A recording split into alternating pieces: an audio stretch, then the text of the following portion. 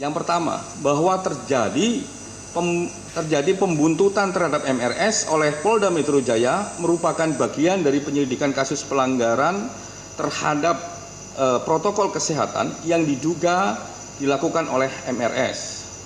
Yang berikutnya, terdapat pengintaian dan pembuntutan di luar petugas kepolisian. Yang ketiga, bahwa terdapat 6 orang meninggal dunia dalam 2 konteks peristiwa yang berbeda.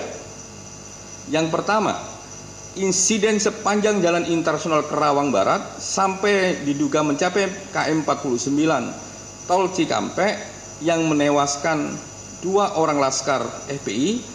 Substansi konteksnya merupakan peristiwa saling serempet antar mobil dan saling serang antar petugas dan laskar FPI, bahkan dengan menggunakan senjata api. Yang berikutnya, sedangkan terkait peristiwa KM 50 sampai ke atas, terdapat 4 orang yang masih hidup dalam penguasaan petugas resmi negara yang kemudian juga ditemukan tewas, maka peristiwa tersebut merupakan bentuk dari peristiwa pelanggaran hak asasi manusia. Ini catatannya, penembakan sekaligus terhadap 4 orang dalam satu waktu tanpa ada upaya lain yang dilakukan untuk menghindari semakin banyaknya jatuh korban jiwa mengindikasikan adanya tindakan unlawful killing terhadap 4 orang anggota Laskar FPI. Jadi ini ada berbeda, 2 karena ada ketegangan, ada serempet-serempet, benturan-benturan antar mobil sampai tembak menembak dan berujung pada 2 orang yang meninggal. Kalau yang 4 ya di dalam penguasaan petugas resmi negara yang pada akhirnya meninggal. Yang 4 ini kita sebut sebagai peristiwa pelanggaran hak asasi manusia.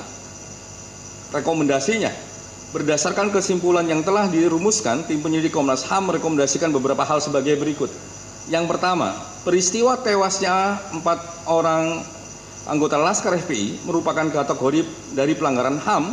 Oleh karenanya, Komnas HAM merekomendasikan kasus ini harus dilanjutkan ke penegakan hukum dengan mekanisme pengadilan pidana guna mendapatkan kebenaran material lebih lengkap dan menegakkan keadilan.